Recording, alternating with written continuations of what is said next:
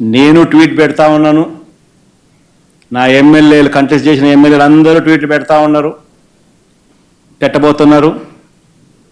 మా పార్టీకి సంబంధించిన అందరూ కూడా ట్వీట్ పెట్టి నీ మీద ఎందుకు 420 కేసు పెట్టకూడదు, నువ్వు చేసినది మోసం కాదా అని వైఎస్ఆర్సీపీకి సంబంధించిన ప్రతి కార్యకర్తకు పిలుపునిస్తా ఉన్నాను. ఈ రెండు కూడా ఇదే మాదిరిగానే పెడుతూ ట్వీట్ చేయండి. ఇన్స్టాగ్రాము, ఫేస్బుక్, వాట్సాప్, యూట్యూబ్ అన్నిట్లోనూ పెట్టండి. ఎంతమంది నేను అరెస్ట్ చేస్తాడో చూద్దాం. అరెస్ట్ చేయడానికి ఏదైనా ముందుకు వస్తే ఫస్ట్ నా దగ్గర నుంచి స్టార్ట్ చేయమని చెప్తున్నా. ఏమయ్యా నువ్వు చెప్పలేదా ఇవన్నీ? నీ మేనిఫెస్టోలో ఇవన్నీ లేవా? నీ బడ్జెట్ ఇది కాదా? నీ బడ్జెట్లో కేటాయింపులు, వీటికి సంబంధించిన కేటాయింపులు ఇవి ఉండాల్సింది కాదా? మరి ఎందుకు కేటాయింపులు చేయలేదు?